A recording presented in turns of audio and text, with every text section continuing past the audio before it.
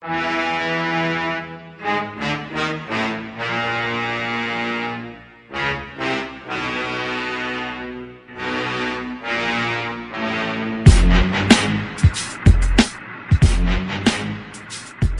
and gentlemen, it's the Big Jiu-Jitsu Show. Remember the Pod Bros Podcast Network. Don't forget to go to podbros.com and find yourself another show you want to listen to. And don't forget to check out our sponsors, Trap and Roll Soap Company and Tape Armor. And find all of our old episodes at bjjshow.com, where you can buy yourself a patch or a t-shirt and, wear some Big Jiu-Jitsu stuff. Show some support. Aaron came over. It was after class. We taught a self-defense class tonight, and Aaron came over. We watched Fight2Win Pro 60, and we had a good time talking about the matches, as well as kind of just some life experiences, as well as some of the BJJ, just, I guess, anecdotes that we had, mainly self-defense stuff, training, talked about moves we like, things of that nature. And I really hope you guys do like this episode.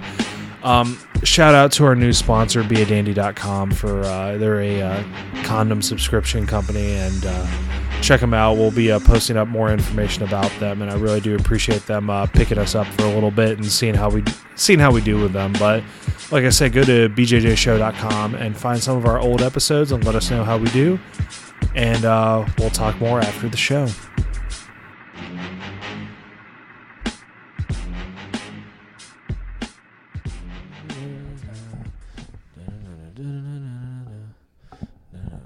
I would fall to the sky. And I would fall to the sky.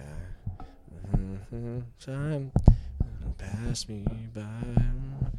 And I walk 1,000 miles. That's if I could just something. See You, I think it is. See what the fuck happened you to her, man? Like, tonight. Is it one of those one-hit wonders, man? That was Michelle Branch, I think. Was it Michelle right? Branch? Look, I say I think, but I know for sure it's Michelle Branch, and I know that because I've listened to that song about 5,000 times. Well, I mean, and it I was is just a mainstay of like my time in middle school. I think middle school for me. You're a little older than me, so yeah, maybe high school. Maybe high school. No, it's one of those songs where it's like, I don't know what it was about the 90s and in the early 2000s, but like, I don't know how we memorized the lyrics to these songs, because like listening to a song, finding a song and listening to it was difficult, but we just listened to the radio. So all these popular songs were all on the radio, and now we know all the words to them, even if we don't know who sung them. But nowadays you have Spotify, you have iTunes, and you can just search for a song, or what I do all the time, well, I'm sure pretty much everybody in the world does, you just go to Google and you type in literally any part of the lyrics to any song, and it'll bring that song up. Yeah, no, that's true. Technology is amazing. I love, before we finish up with our 90s music, it's the Big Jiu-Jitsu Show. I'm Rob. I'm Aaron. And, we're drinking and watching a Fight2Win 60, actually. So, and we're talking about 90s music, and we were talking about Michelle Branch in particular. Shout out to Michelle Branch. If you're listening to this, I'm married, but I'm flexible.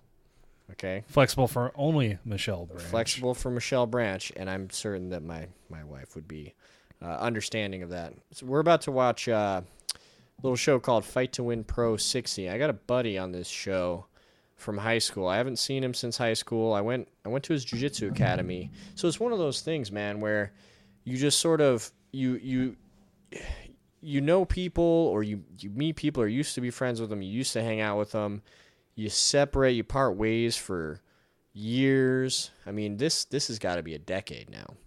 Yeah. And then you catch up on social media, or you see what they're doing, and some people are more active than others, but this guy, for example, he's posting about competing in Fight2Win. What was his name again? Troy. So Troy, I'm looking right now. Yeah. So he was in a pretty successful metal band, I think. I think he's still in a band right now that tours, and he also, I'm pretty sure he works for Fight2Win as well. He helps set up the fights. Yeah. We had Missy Estrada, Okay. who works for Fight2Win as well on the Really? show a while back. Yeah. Okay. Yeah, I don't see his fight on here though. Hold Let's on. see. Well, I mean, I went past it because we were talking about Seth Daniels. Michelle Branch and, That's and her true. wonderfulness. Michelle Branch is the shit, man. No, I don't see him. I thought he competed at this one. Maybe they didn't show all the matches, but that doesn't make sense because that's they got a lot of matches on there. They do. Well, how about this? Let's just start watching. So here's the other thing. I've never seen a Fight2Win pro. Really? You're in for a treat. This is have probably... you watched one? Yes. Okay. They're very, very well done. Are they? I think that, one, they're already better than, like, say, Metamoris because they pay their competitors. Yeah. And well, they're grinding. I mean, this guy is on the road. He's setting this up all the time. He's trying to, like, I feel like they're really trying to do. It's like through sheer hard work. They're doing these jiu-jitsu shows. You know. Just to give you guys a heads up, we're watching Kelvin Bacassin. I apologize if I fuck your name up. Versus Clinton Welsh. So that's who we're watching first. Yeah. Looks like blue belts, maybe? No, I think they Purple do belts? purple and up Okay. for Fight2Win. Okay. Yeah, I know my buddy's first fight on Fight2Win was he was a purple belt, or he was fighting a purple belt for a while, then he got promoted to brown belt. Nice, very nice. Yeah. It sounds like my neighbors are trying to fight washing machines or some shit. I have no idea. But so it's man, did you listen to the podcast with John Danaher? I listened to some of it, man. Like it's I'm not gonna lie, like John Danaher's talking reminds me a lot of like John Danaher's writing. It's very, very, very, dense. very, very dense and drawn out. Drawn out. It can be both, can it? Yeah, I think you. I mean, it's dense, but it's sort of like the sentences. Well, when in his writing, I've noticed in particular, the sentences are just very like they. I don't know. There's just something about it where there's so much. Maybe he's trying to get across a concept, or an idea, and he just spends a really long time going into that. But the thing about the Joe Rogan episode that I took away from that, and I'm going to be honest, I stopped listening to it about 3/4 of the way through. I did get bored, but that was a good takedown. That was very nice. That's one of my that's become my go-to. So it's what it is it's you grab the collar, you pull him. I mean, it's like a push pull. You pull him towards you, and then you hook the foot that comes towards you, and you execute. I mean, in the gi, I found that to be one of the simplest but also most effective takedowns that I've been doing. There's a toe hold. Wow! Holy shit! 30 seconds. Yeah. So the guy who got the takedown ultimately tapped to a toe hold, which, shit happens all the time, man. Toe hold's one of my favorites. It's a really, really good, really sneaky. Yeah. I think even very versatile move, and I think it's cool that you learn it, like maybe me, like learn them early on. So then, it's magic. It's not magic when you're like, hey, you're a purple belt or you're a brown belt now, and you have to like learn how to defend these. So yeah, toe holds can come from anywhere, I've noticed. And well, it's one of those things. It's like a Kimura. You can spot it. Like if you spot the opportunity for it. So does it just roll one into another? I don't know. Let's find out. If it's the same one, I'm gonna. I hope it's no. It's Joseph different. McKay versus Rodney Van Komen. Cool. It's rolling one into the next one. Yeah, that's cool. Yeah. So they got these lights. They got the stage set up. That's the way you got to do it, man. Yeah. That's the way you got to do it for it to be. Well, I was gonna say, like, if you saw the difference between what was it? Somebody posted up the difference. It was like Metamoris 1 versus Metamoris now. Like, Metamoris 1 was like the Pride Fighting Championship of BJJ. Like the celebration of it being like, I guess I can get like all sentimental about pride fighting, and it was like they were really putting the fighters on stage. They're really making a spectacle of it, because it is kind of like these people do really have the chance of getting fucked up for your enjoyment, and they're really giving them like the king's treatment when they go, or queen's treatment, because we have some ladies on the shit on this Fight2Win as well. It's like you think about it. So like as far as competition goes, right? Yeah. In jiu-jitsu. So I've told people before, and we've talked about it. I mean, is the injury rate, right? So if you think about Brazilian Jiu-Jitsu, what you do in the gym, the chances of you being seriously injured are low. And why is that? Well, it's a violent sport. You are actively trying to choke or break somebody. You're trying to choke them out, or you're trying to break a part of their body. But your training partners in the gym will let go of those submissions that that might prove to be dangerous to you, that you might not know to tap to at the time. So it's like a toe hold, for example. You can get to a point in that toe hold where you're pressing the toe hold and the guy underneath you doesn't know to tap.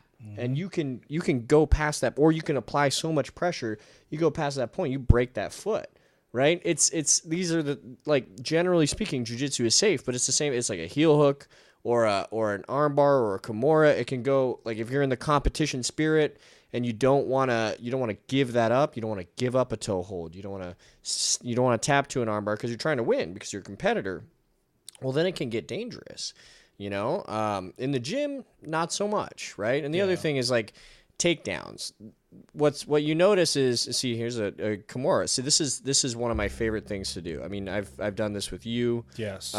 Is to grab that kimura. I don't know if it's always the best thing to do, but it really makes you think about it, honestly. Like for me, I want people to be distracted by the possibility of a submission versus the actual submission that's going to happen. Yeah. So if you throw on a kimura, the threat of a kimura is always there. Whereas, like, you jump in for it and hope that you get it. Like, I'll hold the kimura or hold a submission and then go for something completely different. Yeah. Well, it's interesting too, because like I was talking about, is this whole, so the injury you see the most in the gym is from a takedown. Yeah. Because people don't know how to fall. Yes. And why do they get injured from takedowns? Oh, twister. Oh shit. Wow. Oh shit. That was cool. Wow, that was slick. They both were doing well, and that guy really just went were. right in that twister. That was beautiful. Awesome. Yeah, there's so much to learn. There's always more to learn. Absolutely. It's so good. But I was saying, what was I saying, brother?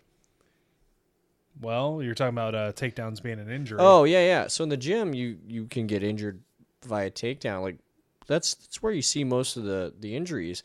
And why do people get injured by takedowns? Well, it's because they're not used to being taken down. And why aren't they used to being taken down? Because they don't do it enough, right? So there's this catch-22. It's like, you don't want people to get injured by takedowns. So it's maybe the school doesn't do takedowns as much, or maybe they say, okay, and this is something that we do, is if it's your very first day, we're like, let's hold off on doing takedowns, right? Yes, absolutely. But there comes a point where, you teach somebody to break fall, and then you just have to let them do it, man. The baby bird's got to leave the nest. The baby bird's got to leave the nest. You gotta do takedowns. You gotta do takedowns live, and you gotta try and defend takedowns. You gotta try and take people down. You gotta be taken down over and over. At this point, I'm not afraid of getting taken down and getting injured in any capacity. Yeah. But it's like, I'm not afraid of that as something that would knock me out. What I'm afraid of is a knee to the mouth when I'm not wearing a mouth guard. Yeah, yeah, experienced that a few times. That's the kind of thing that I'm afraid of, me being dumb and not tapping to a toe hold. You know? Yeah. I mean, like, if that's the concern now, because I think that, like, for me, I tore my ACL many years ago. And by many years ago, I'm talking like beginning of 2003. Damn. Yeah. So, like, how did you do that? Oh, it was Taekwondo, because it was well before I, learned the ancient art of Brazilian Jiu-Jitsu from the early 1900s. But what happened was, my instructor at the time, he talked about, he did a jump, like jumping over a person and doing a side kick and breaking a board as his black belt test. And he did it, and he tore his ACL, and he kept talking about it. He Jesus. kept talking about it, and he kept talking about it. And then somebody, what do we got? Sean Labard versus Chris Myers. So he kept talking about it, and somebody pointed out, because I did the same exact thing on my first try, it tore my ACL. And somebody said, do you think it could have been that he kept talking about it? And it was kind of like one of those maybe not a self-fulfilling prophecy, as I was never like, hey, you know what I'd really hate? I'd really hate to have my ACL tear when I do this board break. Yeah. But like, I think it's the same thing. If you worry about being injured, then it's gonna, it's more likely to happen. So you and John and, Jay, like, tossing me around or taking me down or whatnot, I don't worry about it because I know you guys aren't going to like intentionally hurt me. But as soon as I start worrying about, oh my God, if he takes me down, I very well could just pop my shoulder out. Yeah. Pretty sure my shoulder will pop out at some point. Oh no, I worried agree. about it. Yeah. Well, it's another one of it's dude, everything's so mental, man. I was just telling you, I'm fairly certain that I have a mind-caused, a psychosomatic itch on the bottom of my left foot. Yeah. I'm almost entirely certain that my mind is causing this. Now, this could be herpes, man. Oh, dude, that was a nice tap. Yeah. He tapped him with some sort of knee bar. I don't know. I mean, we're doing pretty good right now for these like submissions. Like, yeah, this is straight submission. I mean, and here's the other thing is that they have to pack these. I think there's two things going on here with Fight2Win. There's a shitload of fights. Oh yeah, one. And I think they recognize that at the lower belt levels, they are going to have skill disparities, which means that the matches are going to be shorter because you're going to have one purple belt who maybe he was promoted. I mean, it's like any other sort of competition. Is that in like a jiu-jitsu competition is that you have a purple belt from one school and a purple belt from another school, and they're going to learn totally different submissions and styles, and they're going to know a lot of the same stuff, but they're going to have different games, and maybe one person's game is going to, and of course they're both competitors, they're both fighting professionally here, and so you're going to see this sort of like which avenue, which sort of method or which approach, which technique chain works better for each of them. And that's what's going to result in these submissions. And so what we've seen is purple and brown belts submitting each other in under 2 minutes, the last 3 fights. That makes sense. It's cool. But it also means that Fight2Win has to find a lot of people to fight on. Well, they do. I really like the way they do it because it's local talent, right? Local, like, heroes, I guess you can say it. And they go out there, they pay them, which is, first of all, amazing because, normally, like, people like you and me, we pay tournaments to go get beat up or beat up people. Like, I don't think funny. it's not like $50 either. It's like $300. Oh, they pay them very well. Even just for the purple belts. It's a decent amount of money.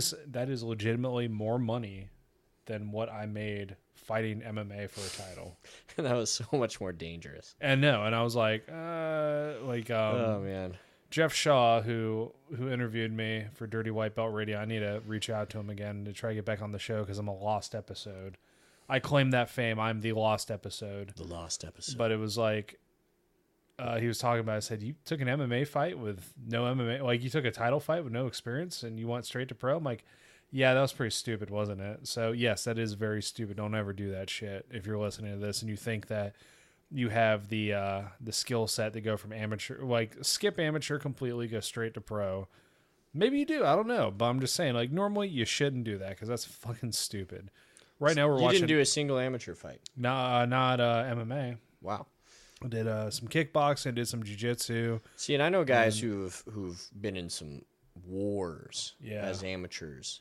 The regional MMA scene, dude, there's some promotions that don't put on a good show, but there's a promotion on the Eastern Shore of Maryland and Delaware called Stellar Fights. Yes, I cornered a Stellar Fights. Did you really? Yes, I did. My friend James Hardiman fought a kickboxing fight. Oh wow! Against Ryan Long. How long? Oh yeah, I fucking. You know Ryan? Holy shit! That's like, what is that, 6 degrees of separation thing? Oh, it's more like 2 degrees. That's like at this that's point. literally 2 degrees of separation. So Ryan, yeah, I mean, I've met him. I've never actually never hung out. I've seen him fight too. I mean, he's fought several times at Stellar Fights, I believe. I mean, Yes. that's the whole Eastern Shores MMA scene right there is Stellar Fights. Yeah. Oh, dude, walking into that guillotine, man. That was double leg to a guillotine. This is Adam Johnson versus Kyle Cobb. Dude, that's insane. Like the story up to meeting Ryan and my buddy James was kind of a fun one. I actually so James, good friend of mine, he came up to me. He goes, "Hey, Robbie," because love James. He's a rough dude, but he's a solid rough dude. Yeah. And he's got, like, he'll get your back no matter what. Yeah. And he came up to me and goes, "Hey, Robbie, I took a fight on 10 days notice." I'm like, "What the fuck, man?" He's like, "I need your help to get ready for it." I'm like, "Oh shit." Like, yeah. So granted, I'm no Greg Jackson. I'm no, John Winklejohn or Winklejohn. I'm sorry, John Winklejohn. With Johnny Winkles. Yeah, whatever. Whatever the fuck his name is. Yeah. I'm none of these guys. I'm Rob, who kickboxed a bit and decided jiu-jitsu was a little better on my face and my my mental capacities. Yeah. And so I said, "Who is it?" And he said, "Oh no, this guy named Ryan Long." And I said, "All right, cool." So watch some tape. I said, "Oh, dude, you I think in MMA you got him because James had been a blue belt for a good while now. I think Ryan had just gotten his blue belt. Okay. And James is a very well-established blue belt. I'm not saying Ryan sucks because I've rolled with him. Dude's tough. Yeah. And how long ago was this? This was 2012. And what were you doing on the Eastern Shore? I was working at Fort Belvoir. Okay. So I was out there. I was doing some work up there. Yeah. And then interesting. Yeah, I was I like this guy's game, by the way. Yes, he's already on top and he's going for that Kimura. That fucking face sit Kimura. Oh, that's beautiful. That's some of my favorite. So beautiful. That's some of my favorite shit in the world. It's so demoralizing. It is, because you've not only getting your arm possibly yanked out of socket, but you've got the guy's package right on your face. It's pretty good. I feel so bad when I get in that position and I'm not wearing a cup, which is like all the time because I lost my cup somehow. I have no idea where it is. Well, you know what? I'd rather get the softness in my face than this hard plastic cup just grinding in my cheekbones. There, yeah. That was really good. That was a good transition. That was a very good transition. Yeah, that was great. Beautiful. Yeah. So we get ready for this, and we're trained for an MMA fight. It's 10 days, right? Mm-hmm. 3 days into our 10-day training, he goes, "Hey, Robbie, check it out. He wants a kickboxing fight instead." I'm like, "Oh, what the fuck?" Fuck that. No. Well, you know what? It was smart because Ryan had more kickboxing experience at that time, but James had boxed for a while, but it had been like years since he'd boxed. Mm-hmm. So, long story short, we get there. Was it Tanner Ford versus Christian Dietzel? I mean, that was a long time ago. I mean, Stellar Fights now is...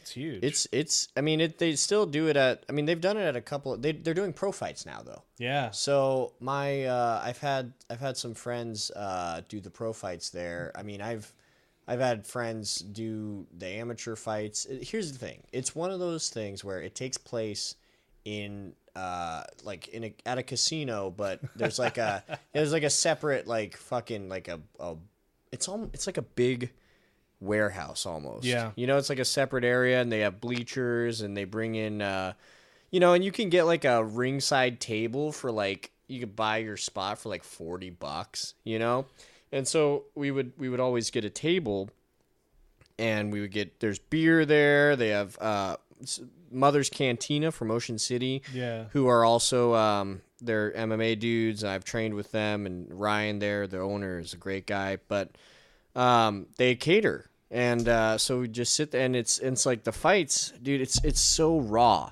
It is so interesting to watch people from these different places on the Eastern Shore.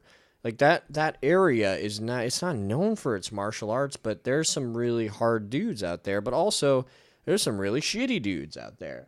And it's really fun to watch these fights because it'll be it'll be two guys who have no fucking idea what they're doing, really.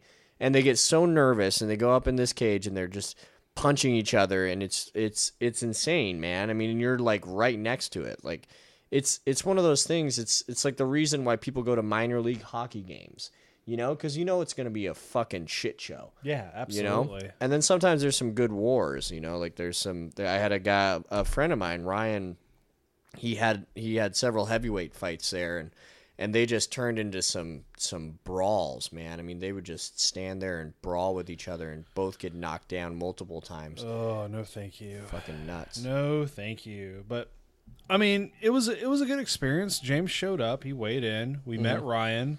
It was funny cuz Ryan is like one of the nicest dudes ever. He was like, he came up and he goes, "Yo, James, thank you so much for and props to this guy for wearing Origin, cuz Origin's badass." But What's Origin? Origin is the only USA-made gi and jiu-jitsu company. Oh, okay. Yeah. Well, props to both of them for not wearing only spandex. Yeah. God tights. bless y'all. God bless you if you wear shorts over your spandex. I'm just gonna throw that out there. I don't like it. I don't like it when men do that. I'm good with it when girls do it. I'm old school, man. I just wear shorts. Yeah, I'm a shorts guy. I'll wear shorts and no shirt. I'll wear the shortest shorts I can find and no shirt. Are you sure you're not Brazilian? Yeah, I would. Yeah, I channel some fucking Henzo Gracie. That's Hell what I yes. do. I mean, look at this. This is an interesting position. I like it, man. It's good. Like nobody's jump guard, nobody's pulled guard. Fighting for the takedown. But Very close. Yeah, long story short, we met Ryan. Ryan was a good dude. Ryan was like, "Yo, thank you so much for taking this fight. I really wanted to fight for my friends and stuff."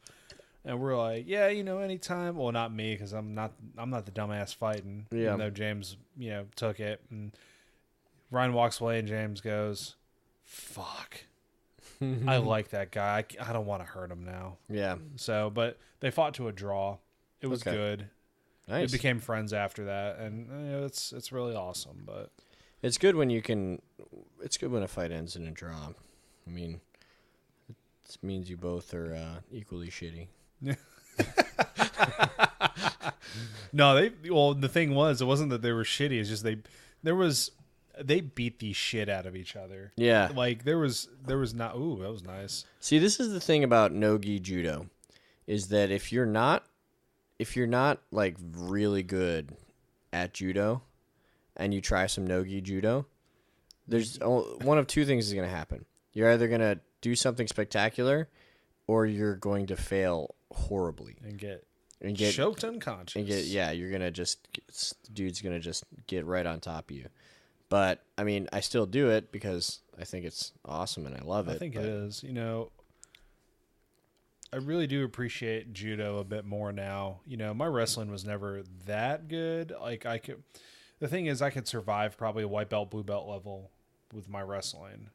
But my wrestling, like I said, is not that good. So now, like, getting into purple belt, getting with some of you guys that have had wrestling experience, like, I feel like I have to fall back on my very limited judo experience. And, you know, I've had really good guys like Chris Bernhardt, Tony Clemente, Adam Boyd really helped me with my judo. Nice. Chris Collins from Cary, Agnes Gall from Raleigh. Like, Dude, you've had a fucking bunch of people. well, that's the thing. Like, I remember them because they've all helped me a little bit.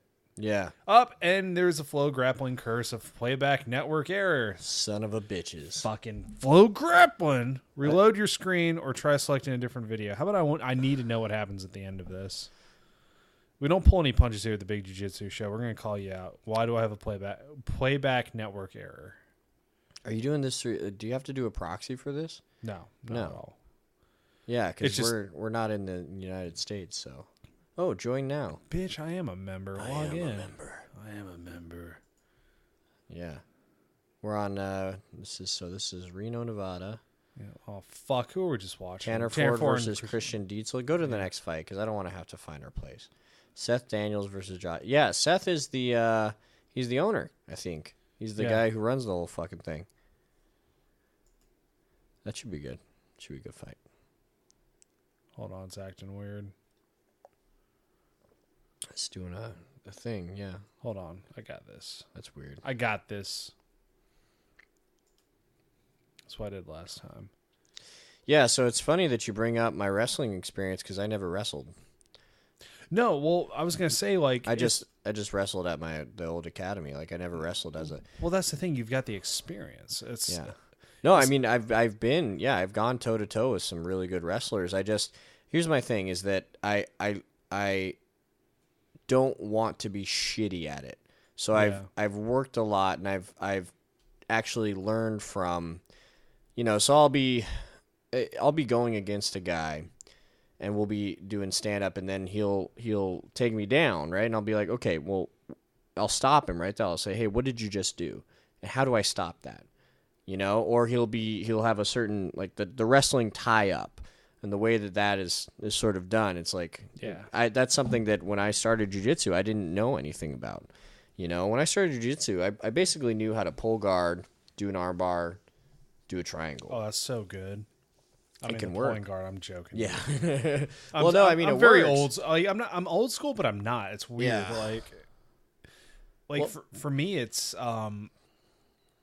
like I came up under guys who were old school, so it was like you don't pull guard because you're gonna get your face stomped if you're fighting somebody. Yeah. But I get it. I still get the place of it, and I really do. But here's the other thing: is that the thing about Brazilian Jiu-Jitsu, and the reason I think why Royce Gracie, I was reading about this the other day, the reason why Royce Gracie quit the competition scene was because of that points-based approach. Yeah. You know what I'm saying? Because of the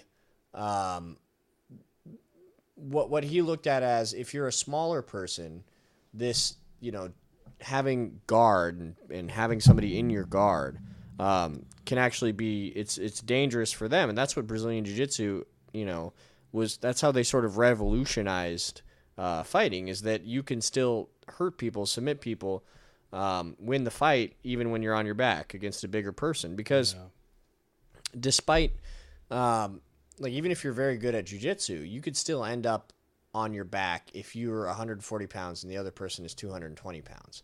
I mean, those giant weight disparities. I mean, we're not talking about something like so for example, if I went against a former high school wrestler, if I was just out in the street fighting somebody, and that this former high school wrestler was 220 pounds, I'm 170 pounds.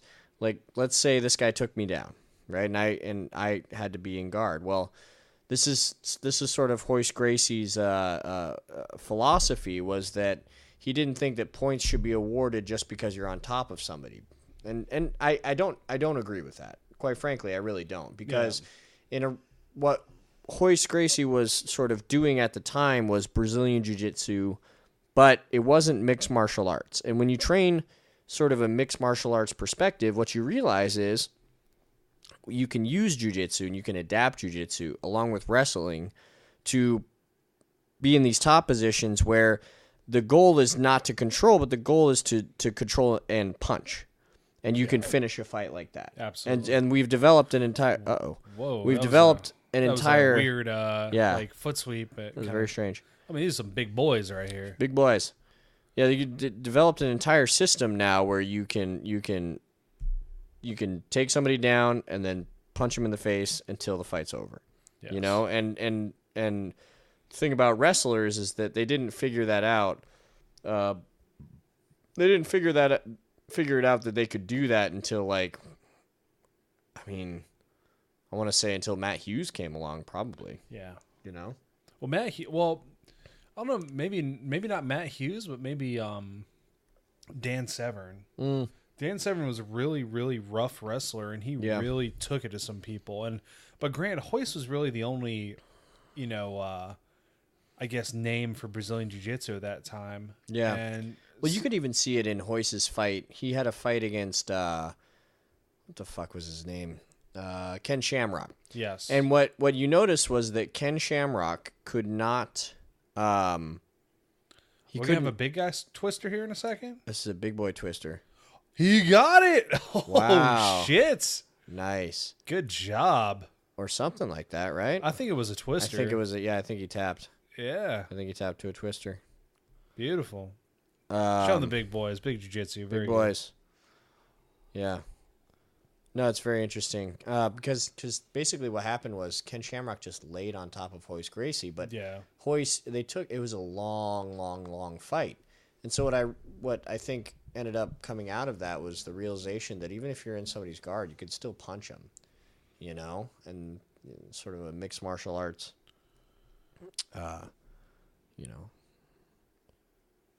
renaissance, as it were. Yeah, no. Hey, man, before we get to this match, listen, this has been on my mind for a while. Okay, man. And What you got? it's something that I've been curious about. I'm like, so, like, what's something that you like don't want?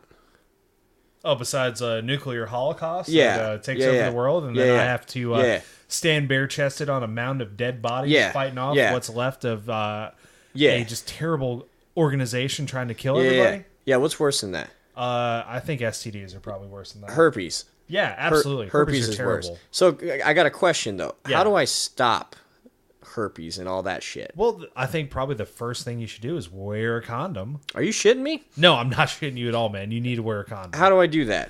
So, first off, you can either go to the gas station. Don't show me. I mean, like, tell me. All right, I'll put it back away. I'm sorry. Yeah, sorry. So pretty much you can either go to a gas station and deal with the weirdo at the front asking you like who you're fucking that night, or you can go to beadandy.com and you can get a subscription for condoms to your own place, so you don't have to deal with any of those motherfuckers out there being weird to you. So you're saying it's a subscription service for what are these called? They're called condoms. Condoms. Okay, yes. So it's a subscription service for condoms, and you can, and it's spelled. I think it's spelled.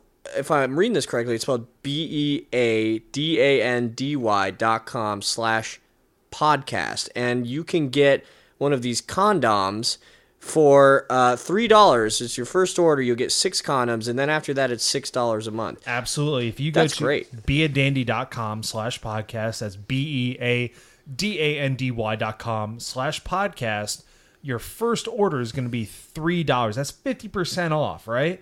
So that's even less money you have to deal with these guys like getting all creepy, like, oh, what's your girl look like or what's your dude look like? And then you can continue your subscription if you like it. And if you keep knocking it out of the park beyond 6 a month, you can go up to 12. It doesn't matter. You can mix and match. It's great. All right, I guess I'll do that. Sounds good, man. Beadandy.com. beadandy.com/podcast for your first order. All right, so we got Matt Tonkin versus Daryl Liner. You know what, guys? I really do apologize. And we got some more big boys here. I don't know. Yeah, I don't know his name. He's fucking huge, though. Yeah. Do these guys, I think they weigh in, but I wonder if it's like it's got to be a same day weigh. It has to be. Or maybe, no, I think it is day before. But hey, man, shout out to the fucking 2003 shorts there. Yeah, I like this guy already. I want him to win, just on the shorts alone. Shout out to the extra long shorts. Yeah, that's how you grapple right there. Let me tell you, you know what? We are in the time of spats. Yeah. But man, there's something to be said about just a good pair of grappling shorts. Just get the fucking biggest pair. You know what? Gameness, no less. Look at that. He's wearing gameness. Dude, here's the thing. Is it 2003? It's 2003. Is it 2003? What we need to do is we need to bring back wearing, like, we need to get really high-level jiu-jitsu guys to start wearing fucking, like, basketball shorts and T-shirts again. You know, like, the shit you show up to your very first day of class, you're wearing, like, oh, I'm going to go do some jiu-jitsu. And you wear fucking basketball shorts and a fucking Old Navy T-shirt that's, like, 2 sizes too big. And it's like, we need to get some fucking... Not this. Look at these shorts. That guy's wearing. Is he wearing a T-shirt though? I think the T-shirt that he's wearing is. Yeah, dude. Is that Tupac? Fucking. Who that is. Shout out to Daryl Liner for wearing those legit ass shorts. Yeah, that's pretty badass. Some real fucking basketball shorts there. Now, on the opposite end of the spectrum, you got those. Oh, he was wearing a shirt, and then he took it off, and now he's wearing a rash guard. What is this Houdini lame bullshit? Yeah, no. Fucking lame. Oh, they're doing some wrestling.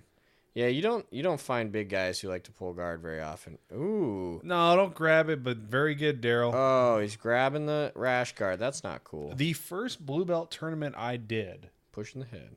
First blue belt tournament I did, right? Had no idea what to expect. Well, I was just about to say, hold on, like, tell that story in a second. But yeah. Oh, is he going for that Darce? Darce. But he also was doing that armbar you do when you have somebody in that side control position. And dude, this guy's fucking confident. I Yeah, think Matt he's Tonkin, good. man, He's good fucking too. killing it. Yeah, he's gonna murk this dude. Nah, I don't know, man. Nah, he's fucked. He's got those long shorts. Well, he's not quite in the There position you to finish go. it though. Come on, Daryl, is the get problem. your ass out of that. No, he's fucked, man. Nah, he doesn't even have it locked. He doesn't even have it locked. Nah, up, his locked shorts up are right too long, brother. He can't get out of this because of his shorts. No, he was doing that armbar that you like to do from the side there. Like you're on your knees. The dude is facing towards you, but he's on his side. Yeah. You're essentially in side control. And you, oh yeah, that's it. Yeah. And you grab his far side arm and you put it right next to your neck, and you're doing this. Oh, the inverted armbar. Yeah, exactly. Yeah, love that.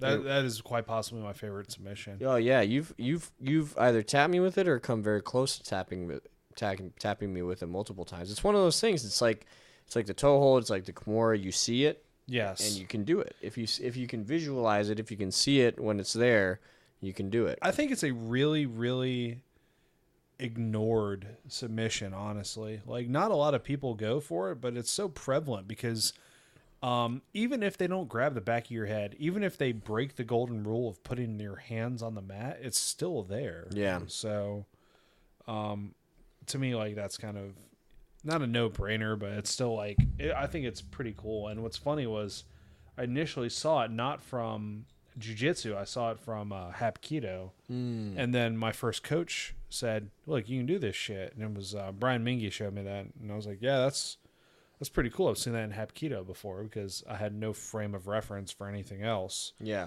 But, yeah, dude, my first blue belt tournament, ultra heavyweight division, the big boys were jumping guard on me. Not just pulling guard, but jumping guard on me. That's weird. That was terrifying. Like, I was the smallest guy in that division, too. Yeah. Oh, there's some women doing Nice. What we got? Thing. Gurusahai. Good versus Nicole Johnson. Shout out to you. I'm sorry if we butchered your name. Why do I feel like Gurusahai Good? That's not her real last name.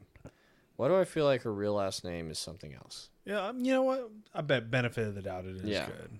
It's probably good. It's good. Yeah. It's all good. It's all good. Ha ha ha ha. Yeah. Yeah. I mean, just tournaments are so weird, man. Like it's good to do, but it's also like weird. I like this because there's no like you don't have to worry about the bracket. You like there's somebody there, we're gonna roll, it's gonna be fine. If you tap me out, Gigi. She's going with Gigi. Gigi Good. There we go. Let's go, Gigi. She's got them those Technicolor pants. She's got a full spats. That's cool if you're a girl. It's cool to have full spats. Shorts and a short sleeve rash guard. I got to go with Nicole Johnson on this one. Nicole Johnson, the most generic name ever. Yeah, but I'm also very biased that she's wearing shorts and a short sleeve rash guard because. Yeah. Come on, man. Like I'm good with that. Yeah. I want you to. I like it when. Oh hell yeah! There we go. Good time. Pull guard. Pulling guard. Not that it's wrong. It's just lame. That's all. Yeah. I like dynamic throws, but you know what? If her guard game's good, do it. Yeah. For sport, yes. However, my big thing man, is, if you can win, that's really. I mean, look, you're playing a sport. That's it. Yeah. You're playing a sport. If you win, you win. And the other thing about the guard pull is that you immediately put it in a position where you're comfortable. Yes. Right? You put it in a position that you want to be in. So. Ooh, that was almost a good butterfly sweep right there. Yeah. I mean, but here's the other thing is like you look at guys like Marcelo Garcia and they are very good in the guard. Like Marcelo is amazing in the guard. I mean, he's just amazing all around, but his guard, his butterfly guard, it's fantastic. And it's largely based on sweeps though. It's based on sweeps and then, getting on top. But his wrestling is amazing. His judo is amazing. His stand-up game is amazing. That was a good sprawl. That was. Now she kind of has. Oh, yeah. Up. Not enough control on that one. She gets her butt to the ground and she turns in. That's going to be. I think she'll have a better chance here. Well, obviously, no shit, right? No shit. There we go. Now, like overhead. Oh, no. Stop. That's an inverted armbar all day right there. All day. All day. But that's what I'm saying. I mean, if she doesn't practice it, she doesn't know it. Yeah. It's not going to be there. I mean, like, so far, like, these have been really good matches, and that's kind of like what I think we were going back to when we were talking about the difference between this and Metamoris was that Metamoris, while it's still in the beginning, had this still like I thought the videos were great. I thought the way they portrayed it was really good. They gave a really good backstory. They followed the people going through their daily lives. Like, I thought that was really cool. That's what Pride did. If you watch some of the old Pride intro videos, they never did it in the English versions, but like one in particular that really strikes me was when Sakuraba fought Manoa. Yeah. And it was a New Year's Eve fight, and they did like a 10-minute movie of each of them, like going through training. Like, they showed Sakuraba's mom, like she was real thrilled, you know, like because Sakuraba's her son, all this other stuff, and they hyped. I'm happy that Sakuraba's my son. Yeah, it's pretty. Sakuraba's mom, she's very thrilled. Yeah, she's like, my son. My son is Sakuraba. I'm very thrilled. He's a badass, I think, and all this other stuff. So like, and now my dogs are growling at hey guys, the people in the apartment complex because Krieger is an asshole. Krieger, knock it off. Meanwhile, we have a knockdown, drag out fight. We had guard passing from both. Leg locks now. Had some, we're going for leg locks. Some real side control, some wrestling. I mean, these guys, these girls are going at it, man. Yes. This is some very active jiu-jitsu. This is like, it's like I look at this and I see myself when I'm in the gym. You know, like, this is what happens, and this is the sort of things. These are the sort of things that I do all the time, that I watch other people do, and sometimes when you watch some very advanced level grapplers, you don't see yourself reflected in it as much because, quite frankly, I'm not there. But also, I am there in a way, right? Because what they're doing is, a lot of them are doing the most sort of learned way or learned. Ooh, slick, good escape. Right, keeps going for that ankle lock. That ankle lock. Yeah. I mean, it's like, if you really want to get a hold on what you're doing, and kind of like where you're at, I think one of the best things you can do. She's going for that toe hold. I was just thinking about that. Get it. About that. That's my favorite. Oh. But, got it. Yeah, sorry, go ahead. Yeah, no, just videotape yourself rolling in the gym. And the thing is, I've never don't done that. Really. No. So videotape yourself rolling in the gym. And I'm not asking you to try to treat this like the Abu Dhabi finals. Mm-hmm. I want you just to videotape yourself rolling. Yeah. And what's funny is, like, you should never be like, yo, I totally went to class today and fucking smoked everybody. You know, that's really cool and all, maybe if you have a hard time with a certain, like, individual or two, but it's never being a mat room champion. What I do want you to look at is when you do this and you watch yourself roll on the video, it does look a lot different than what you think it looked like. Dude, that's a good it's a good way of putting it. It's actually really interesting, the idea of that. I've never seen myself roll. So it would probably be very revealing. I mean, I'm very self-critical, and I think that if I was to even just, like, if let's say I filmed all the rolls, right, and you could see the whole mat, and it was say a 30-minute video, all the rolls that we did, I would be able to pick out things that I was doing incorrectly or that I thought I was doing right. I mean, I'm very analytical in that way. I know that I could make some improvements. That would be the biggest thing that I would watch that for, you know. And that's one of the best things to do. I mean, granted, the downfall of it, though, in my opinion, is that you can't really base your entire game off of watching yourself roll against people you roll with every day. Yeah. Because one of the things, like for an example, you talked about, there's that armbar you use all the time. Yeah. Right? That's something you know that I do. Yeah. Whereas, like, I'd be like, there's that really good guard pass you do. Like, so our games are going to change based upon that. Yeah. And watching you roll, or watching us both roll from your perspective, it's not an accurate depiction, I think, of the game, because it's based on me fighting the knowledge that I know you have, not a fresh body versus a fresh body. Yeah. So while granted there are some things you do like very, very, very fucking well, some of the things that you do well against other people may not work against me, just only because I know it's going to happen. Whereas things I do really well are not going to work against you because you know I do them. So you're not going to like stick your arms out. You're not going to do this. You're like, oh, you know, he likes scissor sweeps. So I'm going to like, you know, back out. Yeah. So for that, like, I think just the overall. Is Rodney Van Komen fighting again? Kyle Wempe versus Rodney Van Komen. Yeah, I think this is this the same fight or is this it's different? I think else? Somebody else maybe, but like for me, it's I think it's good because it really puts you into perspective of how you're doing. So mainly like, you know, hey, I was super fast in this move. I was really, really fast. Look how badass I am, right?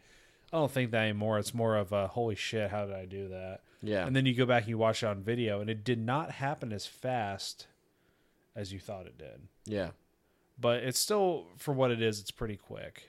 And just to kind of catch what you're doing and kind of see where you're at, I think it's really good to occasionally videotape yourself rolling and then go back and look and see what worked for you, what didn't work for you, like what'd you slip up on, what'd you miss,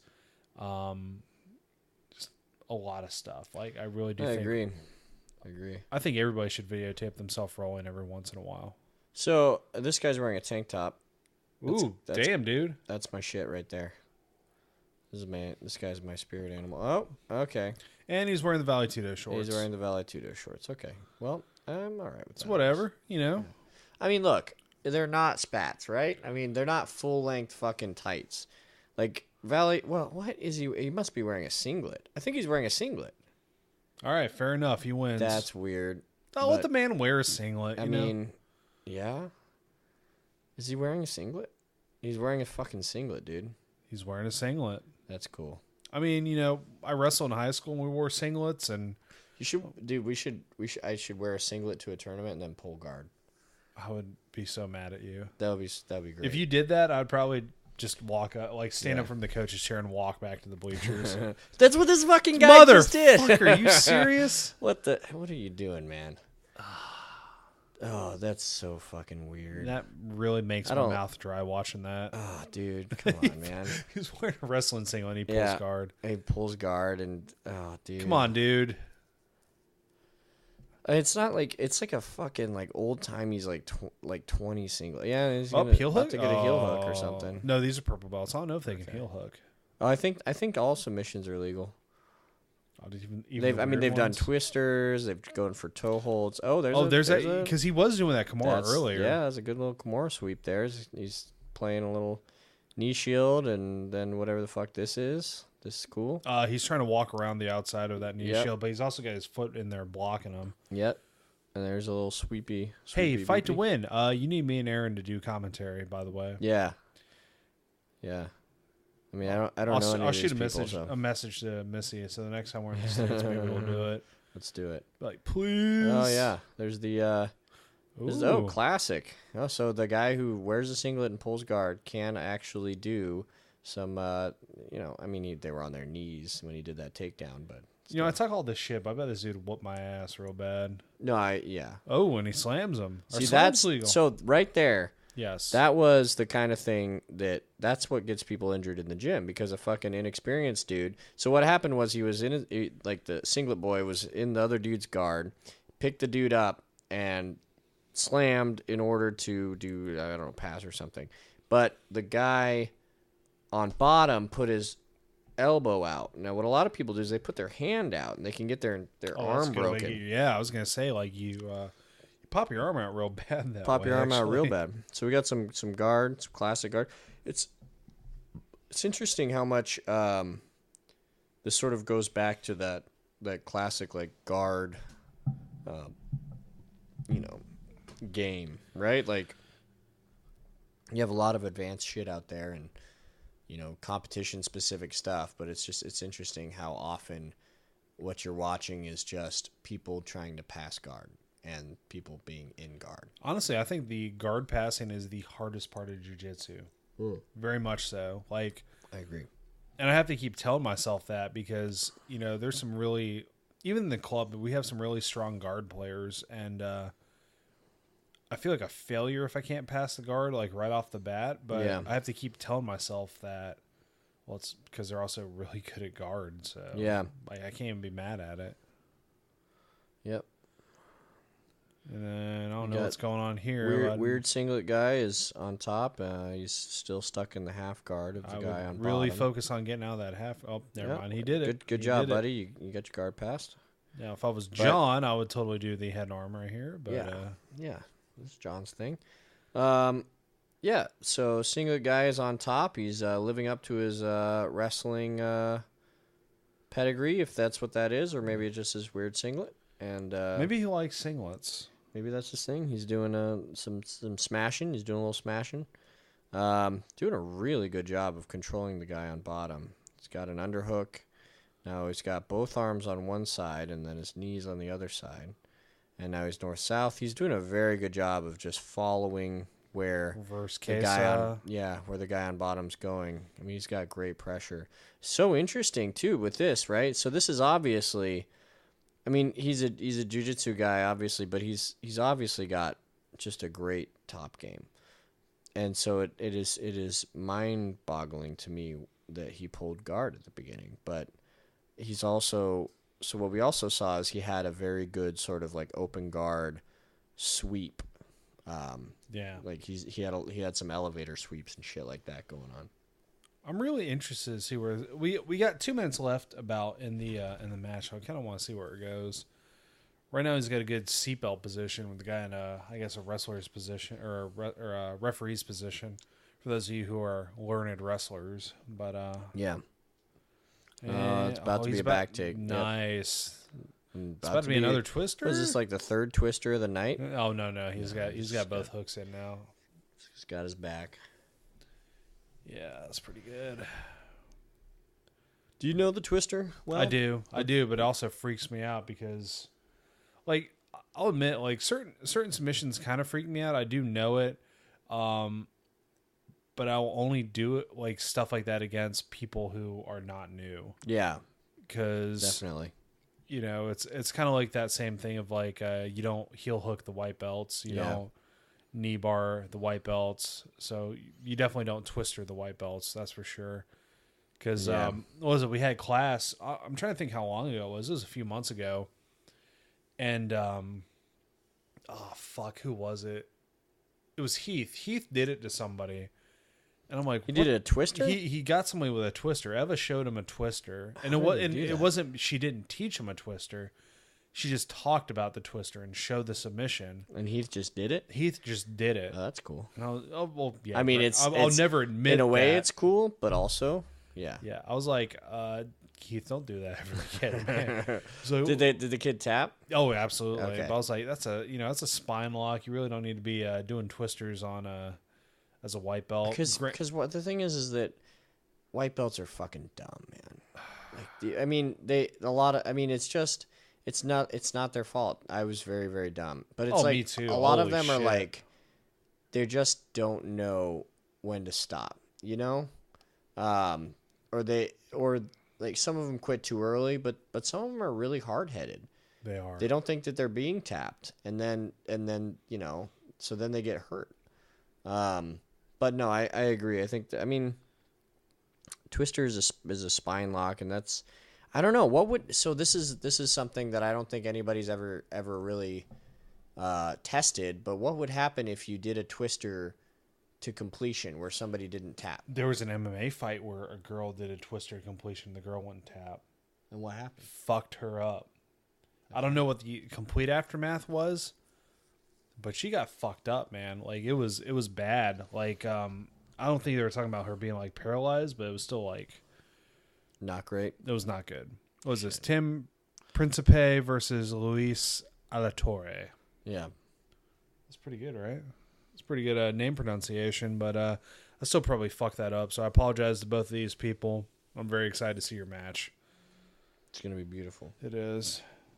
Dude, these dogs don't give a shit over here. They're nice and calm. They are. Yeah, man. I mean, I was I was in a position to do some leg locks on a white belt the other day. Oh, was it when the guys from Next Level came in? No, although they were all white belts and a lot of them were trying leg locks. I didn't have a problem with that, but it's interesting, because it's one thing if everybody in the world was always doing leg locks from the beginning, then there would never be a problem, right? Mm-hmm. But the fact of the matter is that a lot of people are following this sort of IBJJF philosophy, and you can't do shit. I mean, even at black belt, there's a lot of stuff you can't do. Oh, absolutely. You can't reap the knee, and that's like a crucial part of heel hooking, I think, right? Well, I don't know much about heel hooks, but I've seen some. I watched a video of BJJ disqualifications, and a lot of it was IBJJF, and a lot of it was just reaping the knee. Are you talking about the Hello Japan? I don't know. If it's one of the Hello Japan ones, in one of his how to get disqualified in BJJ videos, you can hear me scream in one of those. Why? One of my guys is featured in it. No shit. Yes, the one where the guy got the back take, and he ran and jumped. You can hear me scream, "No, don't do that," or something like that. Oh man. He was a wrestler. He was a kid. He was a white belt. He ran, like, the guy took his back, had a good seatbelt in, had not a body triangle, but both his hooks in.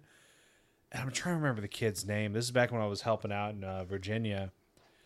I could see it in his eyes. Yeah. Like, you can almost just tell. He goes, like, you can see the thought process. He goes, if I run and I jump and I try to do a shoulder roll, technically I'm not slamming him. Okay. And he fucking doesn't. I go, no. Oh man. Yeah, so like pretty much the damage control was me and James going over to his coach and be like, look, really sorry. Is your guy all right?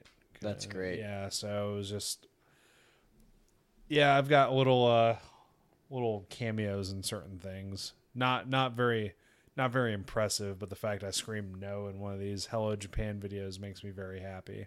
Yeah.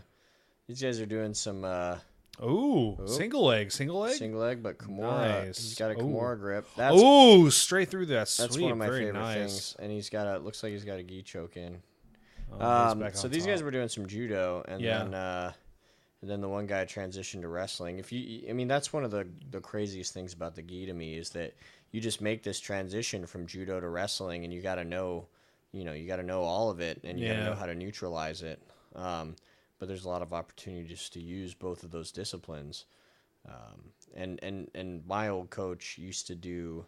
He was very good at blending the two, blending judo and wrestling together in the gi to make it sort of like a synergistic thing. You could get a takedown from any situation. I think it's having knowledge of both. I think is really crucial in jiu-jitsu, and I think it's kind of a lost art in a sense. But that's what I was going back to. I'm not old school, but I trained under a lot of old school guys. Mm-hmm. So it's very much get the takedown, get the points. That's why I'll be like, oh, do you hate points? Yeah. The jump guard. Like, I get it. There's a sport aspect to it, but I like to have people prepare for that guard jump and fight for a takedown rather than pull guard. Good sweep. Oh my God, that was a good sweep. Yeah, rather than pull guard and kind of fight their way out, because I always go back to, I'm trying to remember, I don't remember the guy's name. I remember reading the story. It was a good sweep too, right? Oh, almost a good sweep. Yeah, it's okay. He tried to do a judo thing, grab the belt and then fall back and then do a little. But he, the thing I was thinking about was, I always go back to this. It was an article I read, and it was, if you're a listener and you know that this is wrong, please correct me, because I've been talking about this thing for like a couple years now, actually a few years, and it was based on a guy, a jiu-jitsu competitor in Vegas, got mugged, and he got stabbed in the stomach. Well, let me back that up. So pretty much he got mugged, threw the first guy, knocked him out for the throw because they're outside a parking lot or something. Good Kimura trap there by I love that. It's one of my favorite things. And transition to an arm bar. Yep. Might get it, might not. Ooh, He's stacked. Always going for that. You can. Almost. Oh, Oh, shit. Oh, never mind. So, pretty much, he knocked out the first guy. The second guy, like, bull rushed him. He got him with a Kimura. mm-hmm. The guy tapped to the Kimura, and the guy let go just based on, like, muscle memory. Like, if you tap me, I'm going to let go. Right? And the dude stabbed him. Oh my god. Because he let go. So fuck that shit. Yeah, so like the thing is, it was in an article. I'd really like to think that the person really did their research. And I'm not talking about some of these online articles. I'm talking about like a legit printed like martial arts magazine article. But the thing is, the basis of martial arts is self-defense. And I will defend that until the day I die. Yeah. Like, sport is great. I love sport because it's fun. You get to meet people. I like to win. Losing sucks, but winning's more fun. Yeah. But that's just the way it is. You're going to have to lose at some point. And then, but the fact that, the sport took over so much that when this guy tapped, he let go. I think it goes back to the whole, like, was it the FBI Academy? You put the gun on the ground after you, like, work on the disarm because you go over it so many times, your muscle memory, like they had cases where they would disarm people and hand the gun back to the bad guy because that's what they train. Like, oh, disarm, hand it back. Disarm, hand it back. Yeah. So, like, I don't know where I'm going with this. But no, I think it's Yeah. it could happen, man. I mean, I absolutely. I mean, fucking guy taps to a Kimura and then what? He just grabs a knife and I mean, shit, dude. Yeah. I mean, I feel like for me, I've been in those situations. I've been in enough situations where I think that I would be able to tell the difference, and I would be able to, do what needed to be done. Because I have been in situations where I've, it's essentially, street fights or whatever. It's essentially. It feels like life or death, whether it is or it isn't in retrospect. It felt like it was at the time, so I acted appropriately, right? And but it was one of those things where it's like if I had to use that sort of next level of force where I'm breaking somebody's arm or I'm choking somebody all the way out, at that point I was okay with that. I mean, in the gym it's different, Yeah. But some people have never really experienced that. They wouldn't really know. I mean, the other thing is for me, I have a wide variety of experiences from the military and from other things in my life where I do have experience in those very high, not octane, but those like adrenaline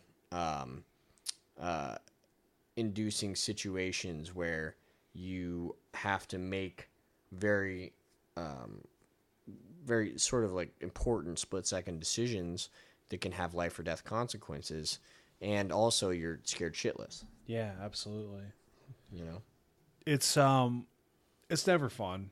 Was it Sergio Drantes Orantes I'm so versus sorry, Troy Sergio. Fontana. Well, so That O and that D are like pretty similar. I'm so sorry.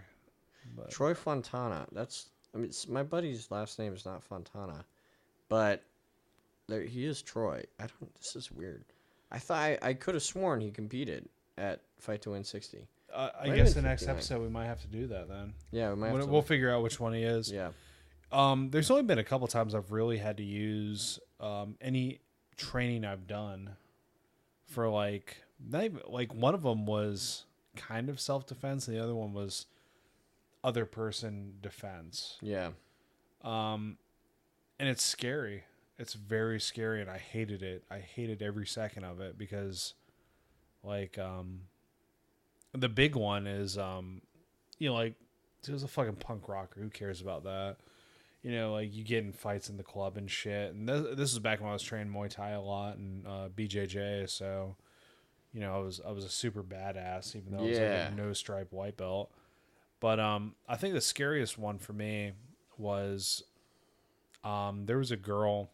She was like 16, 17, and I had some friends that were working a camp, right? Like not really like a summer camp, but like a camp for kids to go and, do whatever, right? And this girl had some issues. And I stopped by the camp one day to visit them, and this girl, she had some issues with like her uncle doing things to her. I don't want to get too much into it, but pretty much she had gotten a pair of scissors and was at the front of the building saying, "You're going to let me just run away or I'm going to go home another way." Oh shit. And I was close enough that I was able to pin her arm to it was like a half wall kind of, Yeah. to separate where the camp area was. And I put her in like this like a one-arm rear naked choke and got the pair of scissors from her. Wow. And she broke down like crying after I got the scissors from her. And I was kind of like, it was good, but dude, this girl's like sobbing uncontrollably. So I took it away. She's fine. She's doing a lot better now. And it was, it was a scary thing because this girl was like straight up like scissors in the wrist type situation. So it was going to be bad either way, but it was really bad, man. Like it freaked me out a bit. And I still talk to the people who are involved. I'm like, yo, is she okay? This was years ago, like 2011 maybe. Yeah. I'm still like, is she doing all right? Is she like, how's she handling it? Yeah. Like, and she's way too old to be going to the camps, but yeah, they still have contact with her and she's doing all right. So it's still good. like I don't like the thought of using it, but the thought of it being there is good. You know what I mean? Yeah. I was in a fucking diner one time after going to this bar, and I was with my buddies, and we were all ordering food, and it was super packed because there's a bar right next door that got out, and it's one of my favorite places in the world. It's in Denver. And I'm standing because, the girls had taken the that was a nice good and a good reversal. Little judo and a reversal. So the girls had taken the seats at the counter, and I was just standing there, and I was hanging out, and it's after a night of drinking, and there's this weird guy who was going around to everybody in the diner, and he was showing them these little paintings, and I guess like he wasn't even saying anything, but I guess he was trying to get people to give him money. They weren't even like, they were the weirdest things, man. I mean, they were just like little fucking pictures, and he would show everybody them, and then he would just stare at them for a little bit, and then he'd move on. Well, he came up to me, and for some reason, he took special interest in me, and he looked at me, and because you're good looking, man. Oh, dude, it was so weird. And he pointed, and he like looked at me, and he showed me this picture, and then I said, "Oh, I'm good, man. Thank you, appreciate it." And then he just kept staring at me, and I'm just this fucking, I'm this dude, I'm some fucking guy, so I'm like, no, I'm good, man, thanks. But he just won't stop looking at me, and so but I'm also the kind of guy I'm not gonna turn my back to this dude while he's staring at me, so I'm standing there, and I put my hands up by my face because I'm like, if this guy tries anything, I don't want him to hit me in the face. So he's just staring at me, and then he starts, like, you can see his face. He starts doing that, like that mean mug yeah, face? that mean mug, but also shit. fucking like insane person mean mug. God damn it! And and he holding these, and he puts his pictures down, and he starts like, he gets really close to me. He gets like his nose is touching mine, and he's just like doing that mean mug thing, and he's just like messing with his clothes and stuff. And I put my hands on him. I'm like, all right, man. Hey, look, I don't want your thing. Whatever you're selling, I don't want it. Can you please just go away? I'm telling him, I'm pleading with him. And then he's like, sort of like, he's getting close to me, and he's like, I'm like, don't touch me, dude. I'm like, don't touch me. It sort of escalates. Oh, it's a double toe hold situation. Oh, Jesus. We got a double toe hold situation. And, I love double toe hold situations. They're so silly. It's the silliest thing in jiu-jitsu. These guys are they're just double toe holding, and neither of them is getting it. So, this guy might get it. Ooh. So I stand there, and I'm like, and it's just escalating to the point where this guy is pushing on me. So I take my right hand and I put it on his face. And I take my right foot and I step behind his right foot and I connect it with my calf to the back of his calf and I push on his head. And I do the single fucking coolest thing I've ever done in my entire life. I do a fucking sweep. Nice. Right down. He's on the ground and I'm like standing over him. And immediately I'm in handcuffs. Because some cops were standing outside watching. Or they saw it. And I was just like, but luckily they let me go.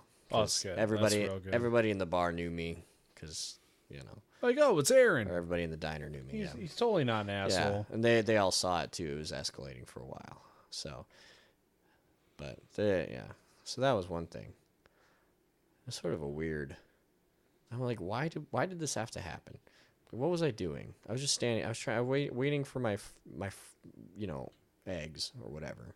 Yeah, it's a diner. You know, like, I just wanted patty melt, and this dude wants to sell me paintings. And, yeah. Fuck this guy, and he's crazy, and now he wants to whoop my ass. Yeah.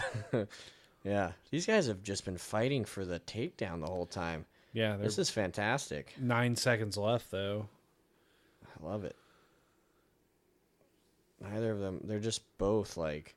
One of them had that really good throw, but... Yeah. Well, I'm kind of curious to see who the judges are going to give it to. Yeah, I'm curious as well. Those guys are both good. Some big boys, too. Big boys. Oh, I gotta fight these big boys. Let's see who gives it. Who gets it?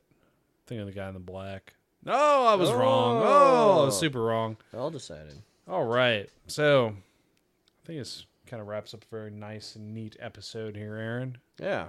A good time. There's some good matches. Flow Grappling it seems to be a great app. I like the selection. It's a lot better than it used to be. I'll give it that. But that's why I was kind of like being an asshole. It's like, oh yeah, here we go, network. Yeah. Network well, they don't pay you. Yeah, so we can be honest about it. Yeah, absolutely. Unless Flow Grappling wants to pay me. Yeah. But we'll watch your stuff. We'll publicize your stuff. Yeah, totally.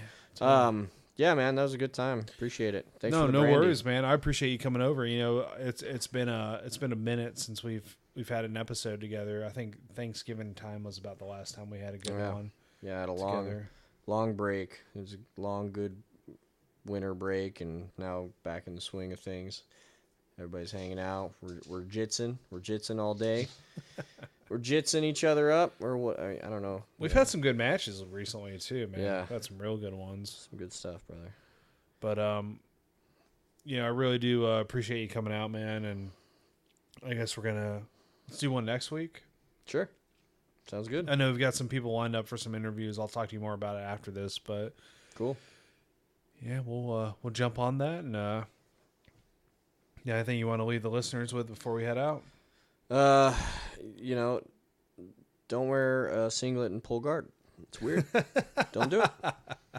That's it. It's very good. So, ladies and gentlemen, thank you for listening to the Big Jiu-Jitsu Show, a member of the Pod Bros Podcast Network. Don't forget to go to podbros.com, find yourself another episode you want to or another show you want to listen to, and don't forget to go to bjjshow.com, find our old episodes, buy a t-shirt, buy a patch, and we'll catch you guys next time.